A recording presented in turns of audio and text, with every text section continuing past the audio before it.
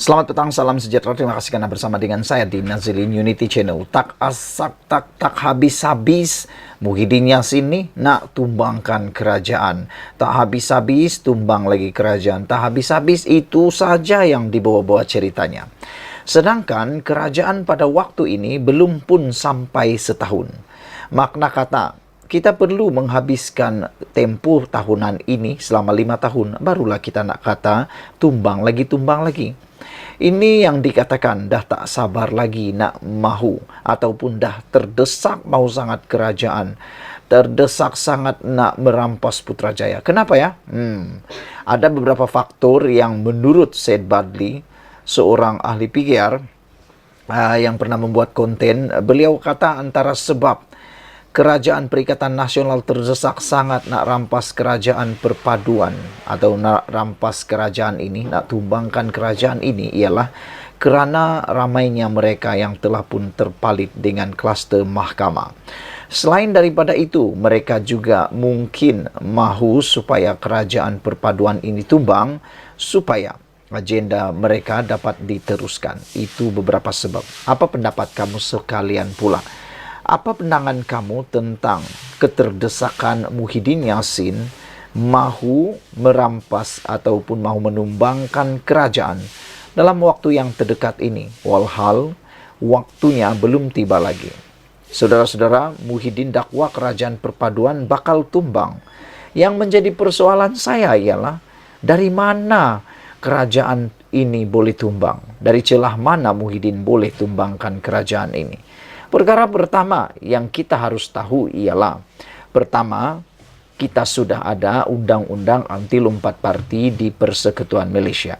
Makna kata, sesiapa yang nak keluar daripada menyokong kerajaan perpaduan Anwar Ibrahim, itu dianggap lompat parti. Kecualilah mereka yang lompat ini melibatkan satu blok ataupun satu parti.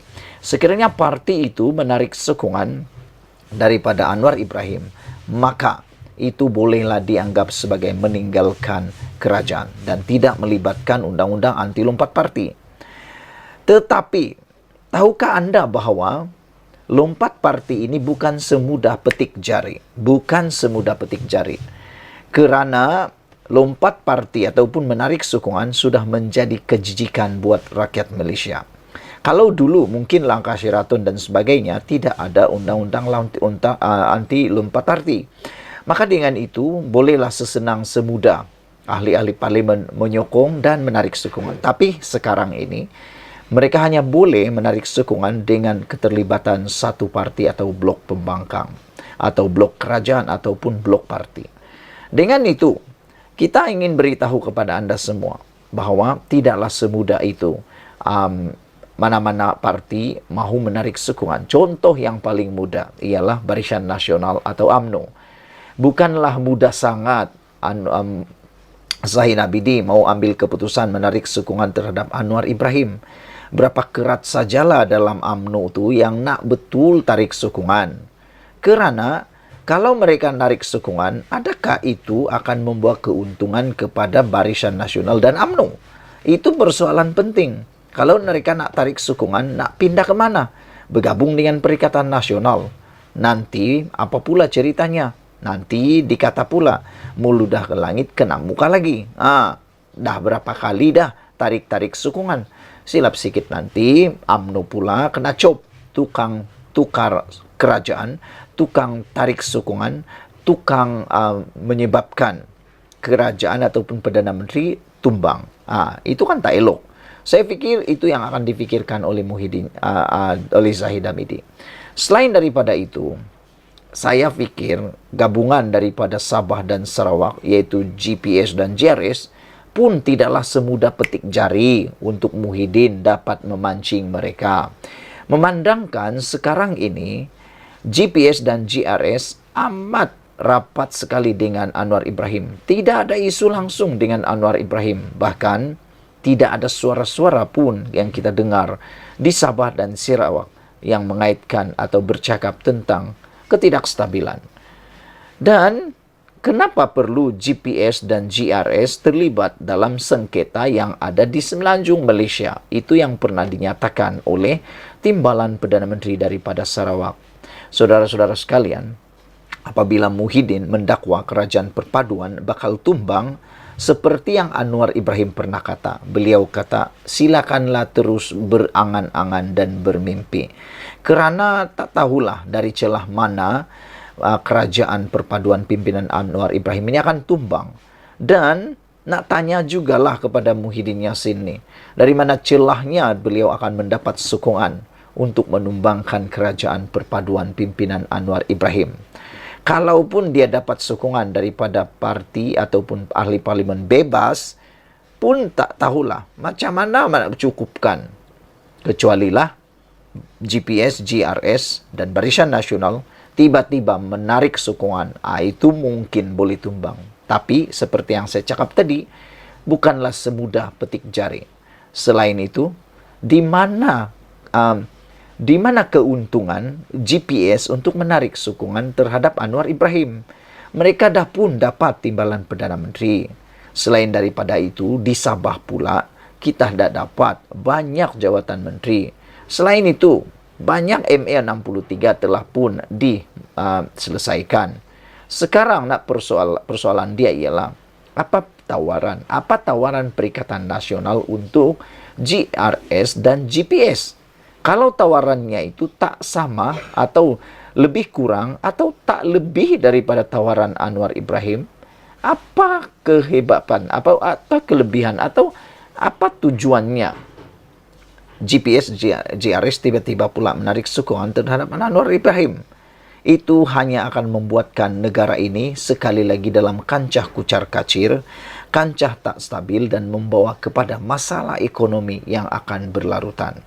Saya fikir pemimpin di Sabah dan di Sarawak jauh lebih pintar daripada saya, jauh lebih pintar daripada orang-orang lain. Mereka tidak akan sekali-kali menggadaikan apa yang disebut maruah dan juga disebut kepentingan rakyat. Saudara-saudara sekalian, walaupun Muhyiddin Yassin dengan begitu yakin bahawa kerajaan ini akan tumbang tak lama lagi, disebabkan beliau kata ada kacau bilau dan tidak akan bertahan lama, kacau bilau macam mana pun, ia tidak akan tetap, dia tidak akan juga runtuh kerana adanya akta anti lompat parti. Mungkinkah apa yang Muhyiddin cakap ini akan kembali pula kepada Perikatan Nasional? Adakah Perikatan Nasional yang akan kacau bilau selepas ini? Selepas PRN 6 buah negeri? Kerana mungkin kalah teruk.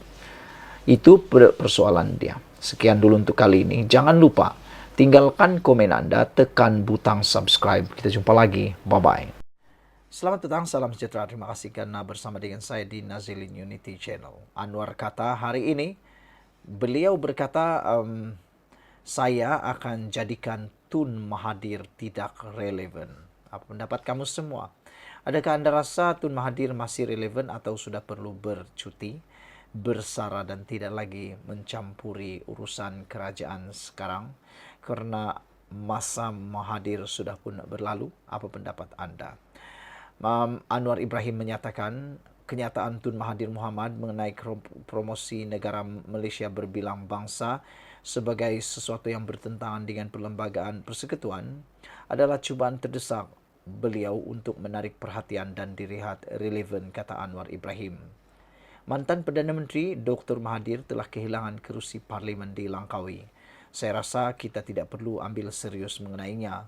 Ia adalah cubaan terdesak beliau untuk mendapat perhatian, untuk dilihat relevan, kata Anwar Ibrahim. Oh, rupa-rupanya barulah saya faham tujuan Mahathir Mohamad untuk menggunakan isu-isu panas, terutamanya kenyataan Mahathir berkaitan dengan berbilang bangsa yang bertentangan dengan perlembagaan persekutuan adalah semata-mata untuk dapat memanggil perhatian, mendapat perhatian dan dapat kerelevanan semula, dilihat relevan dalam dunia politik Malaysia.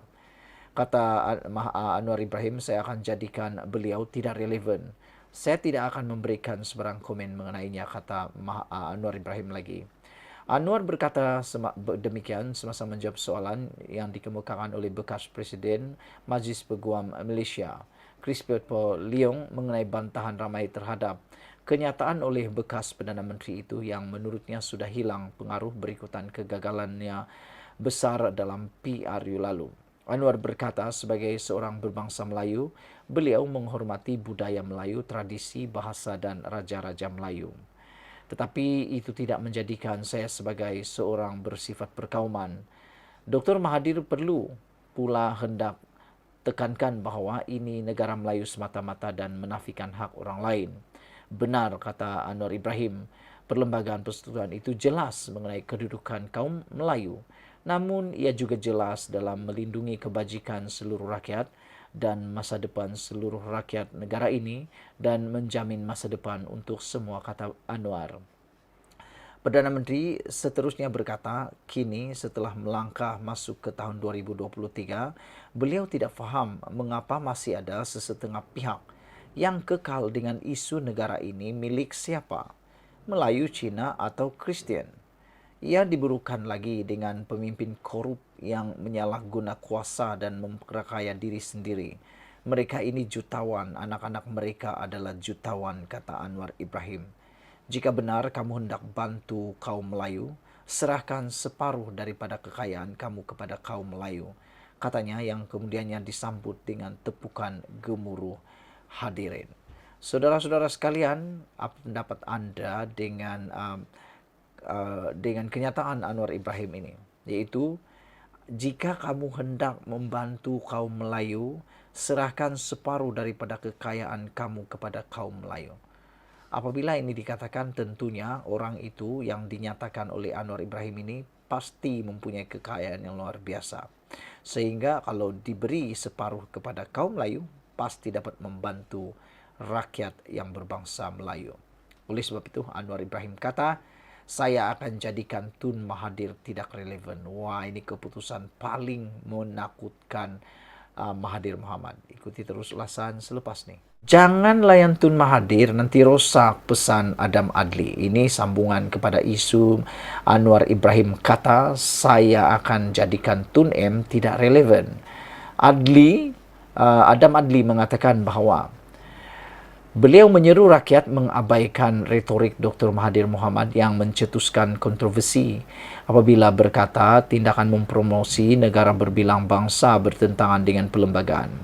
Beliau yang juga timbalan Menteri Belia dan Sukan mengajak orang ramai merenung kelakuan bekas Perdana Menteri itu Muktahir ini yang disifatkan sebagai merosakkan kerana selama ini Malaysia diterima dan diwartakan sebagai negara berbilang kaum. Kita dah selesai dah perkara ini sebenarnya. Begitulah Tun, bercakap ikut kepentingan semasa dia. Kita tak boleh layan rosak kita, katanya dalam temu bual dengan FMT. Di sebalik kontroversi tercetus, Adam berkata, sekurang-kurangnya masyarakat hari ini boleh menilai sendiri kata-kata Mahathir itu. Ini adalah Malaysia. Kata Adam Adli, itu bukan Malaysia. Malaysia rumah untuk semua orang, dibangunkan untuk semua orang. Kita bukan bangsa yang kecil. Kita ini bangsa besar, bangsa Malaysia. Mungkin kita lupa, tapi orang luar sebut Malaysia negara yang berhasil menjaga keharmonian kaum. Selepas kalah teruk di Langkawi pada PRU 15, bekas Perdana Menteri itu kembali menjadi perhatian apabila mengasaskan proklamasi orang Melayu dan berganding bahu dengan Perikatan Nasional untuk PRN akan datang baru-baru ini. Awal bulan ini, Mahathir dilapor memanfaatkan Facebook untuk berkata, tindakan mempromosi negara berbilang bangsa bertentangan dengan perlembagaan, malah mendakwa ia menekankan kemelayuan Malaysia. Kenyataan itu bagaimanapun dikritik oleh pakar-pakar perlembagaan. Saya tak tahu perlembagaan mana dia rujuk itu, kata Adam. Anak kelahiran Pulau Pinang ini tegas mempertahankan idea negara berbilang kaum, masyarakat penuh warna sebagai identiti fikiran, meskipun partinya sudah sukar menarik sokongan masyarakat Melayu dan Islam berbanding parti-parti berasaskan kaum atau agama. Kita coba mendekati lebih ramai supaya faham bahwa Melayu dan Islam ini sangat menghormati orang lain. Selamat mesra, ada ketegasan, tapi dalam masa sama baik untuk semua orang.